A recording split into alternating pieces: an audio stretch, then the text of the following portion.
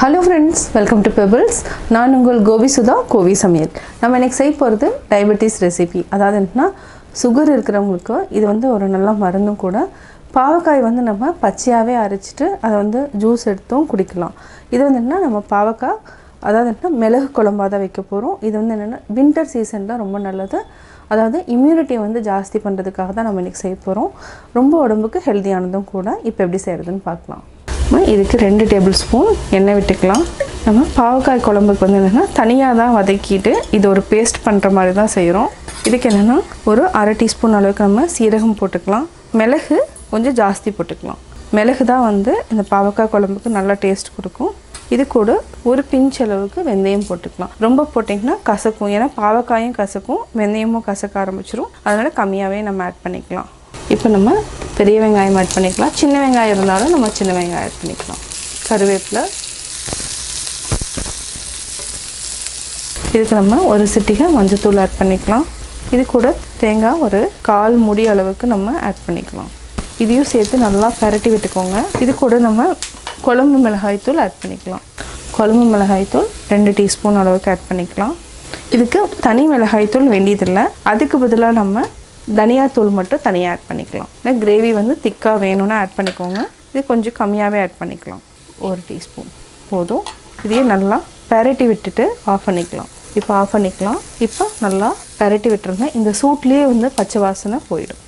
இதுக்கு வந்து என்னென்னா புளி வந்து நம்ம சின்ன நெல்லிக்காய் அளவுக்கு புளி எடுத்து ஊற வச்சுருக்குறோம். பெருசாக தேவையில்லை. இது உங்களுக்கு ஊறினதுனால ஜாஸ்தி தெரியுது. இது சின்ன நெல்லிக்காய் அளவுக்கு இருந்தாலே போதும். இதை வந்து நல்லா ஜூஸ் மட்டும் நம்ம எடுத்து தனியாக வச்சுக்கலாம்.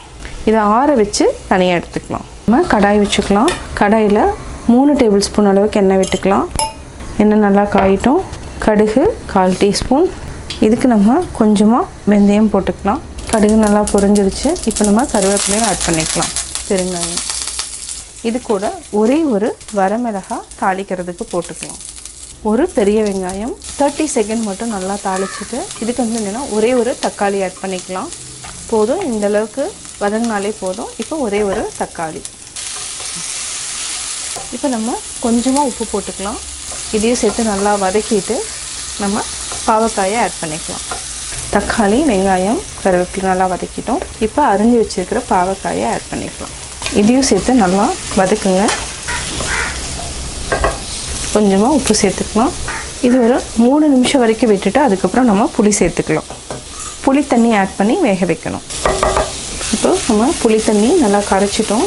இது அப்படியே இந்த தண்ணியை மட்டும் நம்ம ஆட் பண்ணிவிட்டு நல்லா வேக வச்சுக்கலாம். புளி வந்து இதுக்கு ஜாஸ்தி போட வேண்டாம். தண்ணி வேணால் நிறையா ஊற்றிக்கலாம்.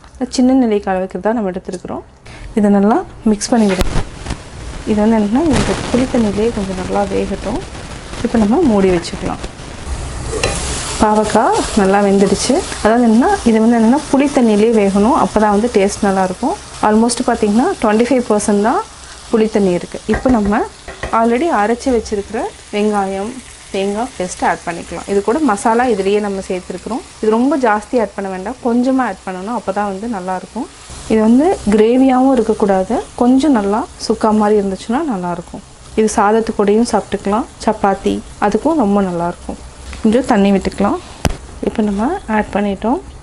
இது வந்து ஒரு மினிமம் வந்து ஒரு 4 மினிட்ஸ் வரைக்கும் நல்லா கொதிக்க விட்டுடலாம். அப்போ தான் வந்து நல்லாயிருக்கும். இன்னும் கொஞ்சம் தண்ணி விட்டுட்டு நம்ம மூடி வச்சுக்கலாம். உப்பு இருக்கான்னு செக் பண்ணிக்கோங்க. ஒரு பெரட்டிட்டு மூடி வச்சுக்கலாம். அவ்வளோதான். இப்போ மூடி வச்சுக்கலாம். பார்த்திங்கன்னா நல்லா வெந்துடுச்சு. இது வந்து என்னென்னா நம்ம ஆயில் வந்து ஜாஸ்தி விட்டுருந்திங்கன்னா ஆயில் வந்து நல்லா மேலே வரும். நம்ம வந்து கம்மியாக தான் வந்து ஆயில் ஆட் பண்ணியிருக்கிறோம். அதனால் உங்களுக்கு ஆயில் வந்து லைட்டாக தான் உங்களுக்கு வந்து மேலே பிரிஞ்சு வர ஆரம்பிக்கும். இந்த அளவுக்கு தான் வரும். இப்போ நம்ம ஆஃப் பண்ணிக்கலாம். சுவையான பாவக்காய் மிளகு குழம்பு ரெடி. பாவக்காய் மிளகு குழம்பு எப்படி செஞ்சேங்கிறத பார்த்தீங்க. நீங்களும் வீட்டில் ட்ரை பண்ணி பாருங்கள். பார்த்துட்டு உங்களுடைய கமெண்ட்ஸ் எனக்கு சொல்லுங்கள். லைக் பண்ணுங்கள், ஷேர் பண்ணுங்கள், மறக்காமல் சப்ஸ்கிரைப் பண்ணுங்கள். என்னோட குக்கிங் வீடியோ முடிஞ்சதுக்கப்புறம் பார்த்தீங்கன்னா ஒரு திருக்குறள் வந்து நீங்கள் பார்க்கலாம். உங்கள் குழந்தைகளுக்கு நீங்கள் சொல்லித்தரலாம்.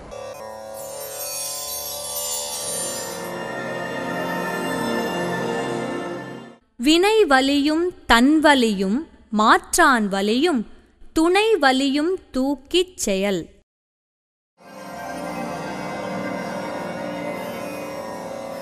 விளக்கம்: